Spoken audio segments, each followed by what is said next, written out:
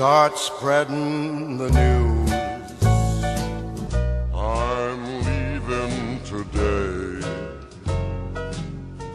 I want to be a part of it. New York, New York. 420,000 New Yorkers moved out of the city between March 1st and May 1st. Between May and July, there was a 95% year-on-year increase in people expressing interest in moving out of Manhattan. And according to Governor Andrew Cuomo, it looks like most who fled from COVID aren't coming back. I am also witnessing many of my friends leaving. These are basically upper middle class and wealthy people. They're the tax base of the city. Given that the wealthy 1% pay half of the state's taxes, that leaves a huge financial black hole. It's starting to look like the dark days of the 1970s are on their way back. Once considered the safest big city in America, crime is now rising dramatically. All our friends are moving out as well. We're also really missing the city that we had, and that's not the city that it is at the moment. Perhaps the most draconian coronavirus lockdown in America is a major factor for the exodus. But it's not the only one. Why is the Big Apple going rotten? Well, prepare to be shocked, because it turns out that emptying all the prisons of criminals leads to an increase in crime. I know, I couldn't believe it either, but it's true. Citing the threat of COVID-19, Mayor de Blasio set free 2,000 prisoners. 50 of the first 1,500 to be released were quickly rearrested. One of those was a rapist who tried to rape again. Another was a convicted murderer who tried to rob a bank. Citing the fact that there's plenty of space in New York's jails for social distancing, the New York Post's editorial board even accused de Blasio of, quote, letting folks out for ideological reasons and public safety be damned. In the same week that shootings surged 277%, de Blasio had the nerve to get on television and celebrate New York's record low prison population. We now have fewer people in our jails than any time since World War II. And we are safer for it. Safer for it? Is that some kind of sick joke? People said that if we reduced incarceration and ended the era of mass incarceration, we would be endangered. It was the other way around. No, it wasn't. Compared to the same month last year, overall shootings for July have spiked 177%. Murders are up 59%. Burglaries are up 31%. Between Thursday and Saturday last week, 49 people were shot in a 48-hour period. That's 5 times more than the same period last year. That rivals Chicago levels. President Trump is hinting at a possible federal intervention after another surge in shootings across New York City. A 7-year-old girl was wounded and a 19-year-old woman was murdered. And we are safer for it. There have been 1,087 shooting victims so far in 2020. That's compared to 577 for the same period last year. A 40-year-old man was shot while waiting for his train on the platform at Grand Central Terminal.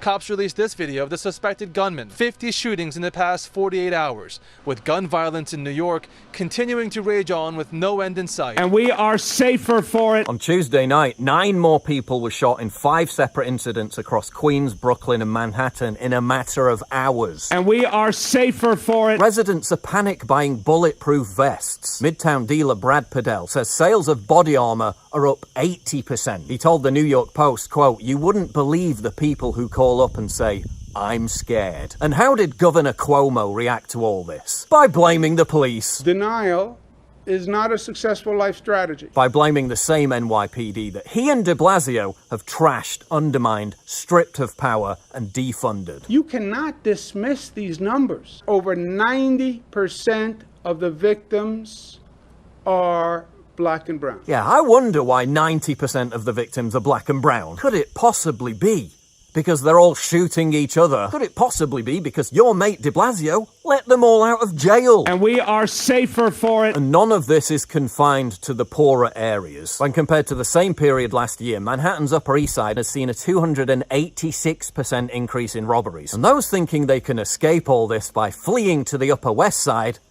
well, they can think again. That's become a dumping ground for hundreds of homeless people who the city has put up in luxury hotels in an attempt to keep shelters clear of COVID-19. 139 of the city's iconic hotels have been turned over to help house these most unwelcome neighbours, The city and FEMA is paying $175 per day per person. In Times Square, seemingly homeless people are sprawled out where pedestrians would typically walk and gather. She recently took these pictures of a needle and what appears to be a bag of heroin. There are people defecating on the streets. There are people selling drugs on the streets. There are people using telephone booths as their office.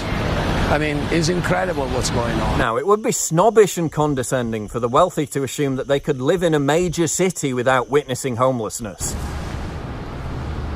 Why don't you get a job? But the city got caught housing registered sex offenders just a block away from a children's playground. Residents say they're living in fear of homeless people being aggressively intimidating, spitting at them, verbally abusing them, doing drugs, masturbating in the open, and urinating on the street. They'll start self-pleasurizing themselves. They'll pass out on the street from K2, smoking crack, shooting heroin. People are being assaulted every day, fights every day. It's a cesspool for drugs, a cesspool for violence, a cesspool for garbage. It's disgusting. But there's still a deluge of delusional progressive morons who think that by writing the word love on the ground in chalk outside these hotels, that will somehow offset the masturbating, the pissing, the spitting, the shooting, and all the aggressive intimidation. Local restaurants are going out of business because customers aren't allowed to sit inside, and they don't want to sit outside because they're getting harassed for money by the homeless. There's anger and disbelief that with cold weather around the corner and restaurants struggling, Mayor de Blasio has no plans to allow indoor dining in New York City. I'm petrified. So the cops are not responding now at all.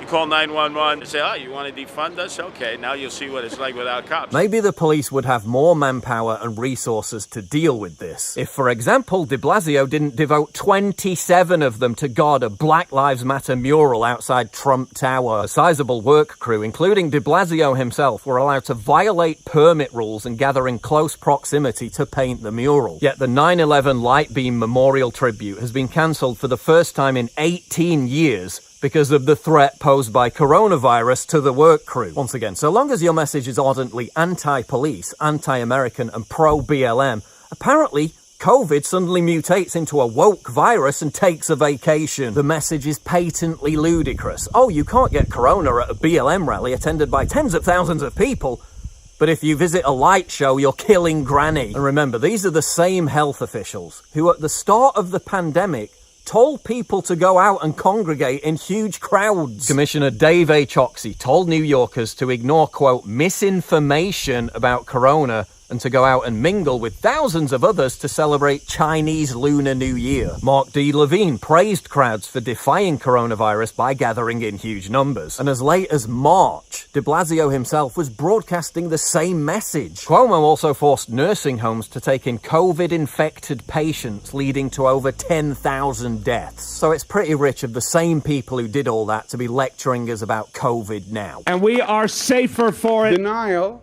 is not a successful life strategy. New York City's crime wave has also been exacerbated by violent Black Lives Matter protests, and yet Mayor de Blasio has caved to BLM at every available opportunity. Despite criminals becoming more emboldened and violence spiraling out of control, de Blasio submitted to Black Lives Matter demand to defund the police, stripping $1 billion from the city's police budget and disbanding the plainclothes anti-crime unit. Hundreds of officers furious at the move have submitted their retirement papers in recent weeks. Others say they've been abandoned, stripped of their powers to tackle violent criminals and pursue suspects. That's why the NYPD's largest union, the Sergeants Benevolent Association, has openly endorsed Trump. New York also stinks.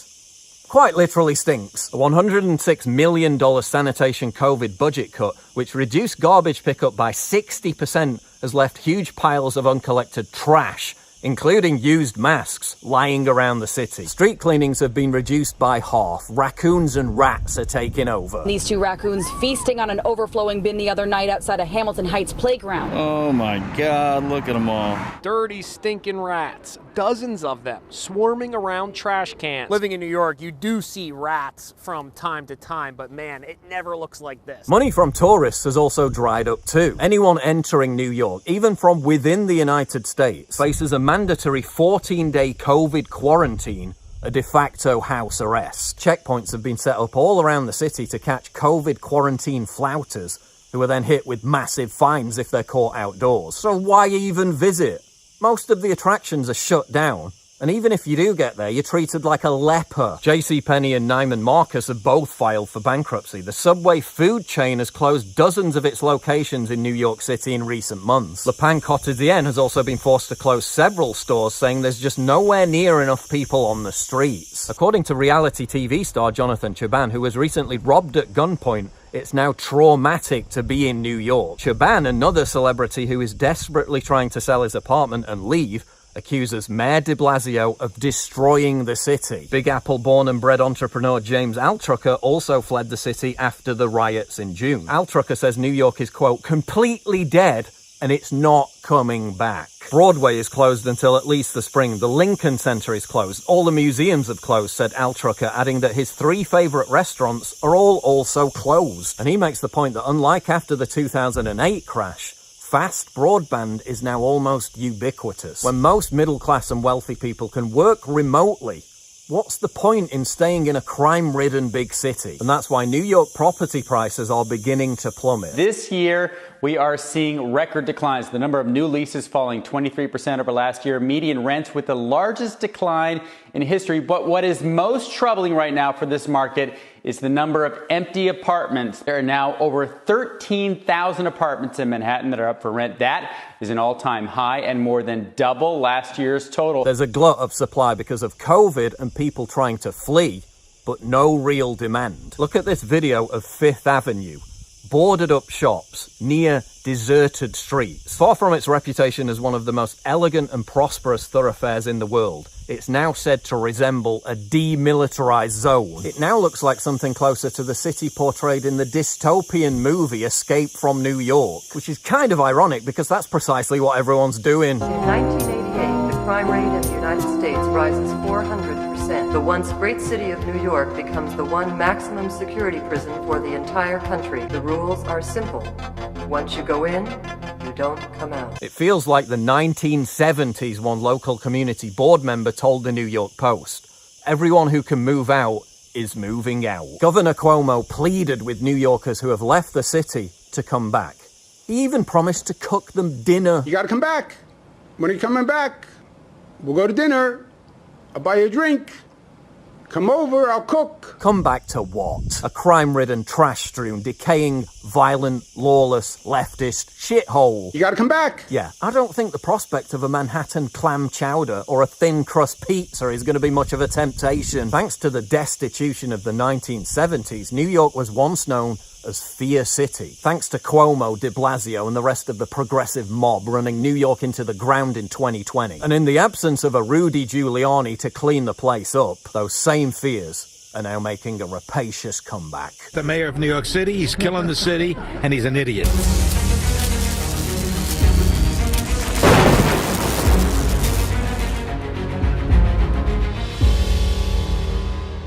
It's absolutely crucial for you to help me fight the war on free speech by supporting me via Subscribe Star, link in description, and also signing up for my free newsletter at summit.news/newsletter.